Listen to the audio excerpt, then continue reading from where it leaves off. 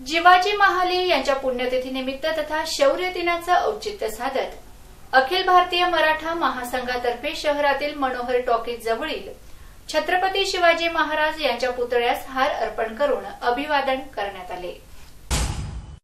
यावेळी धुळे शहरातील सामाजिक कार्यकर्ते तथा काँग्रेस पक्षात सक्रिय असणारे अशोक सुडके यांची काँग्रेस कार्याध्यक्षपदी निवड झाल्याने त्यांचा सत्कार करण्यात आला।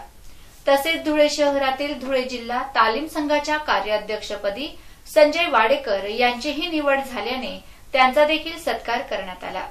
यावेळी अखिल भारतीय मराठा महासंघाचे जिल्हाध्यक्ष जगन ताकटे, शहर अध्यक्ष विक्रमसिंह काळे, आशिष देशमुख, पवन शिंदे, सतीश गिरमकर, संजय नेतकर, बाजीराव खैरनार, गुलाबराव पाटील, साहेबराव पाटील, रमेश मराठे, अमोल साळुंखे, उमेश पवार, राजू मराठे, सुरेश सूर्यवंशी आदी उपस्थित होते।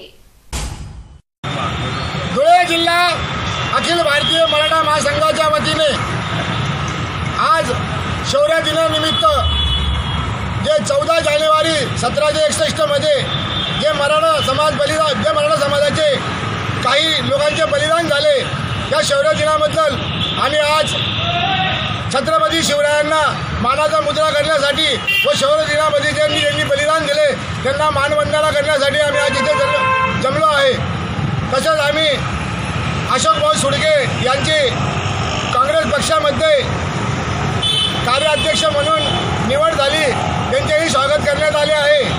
तसेच आमचे मित्र संजय भाऊ वाडेकर यांचे धुळे तालीम महासंघामध्ये कार्याध्यक्ष म्हणून निवड झाली आहे, त्यांचेही आज आम्ही स्वागत केले आहे।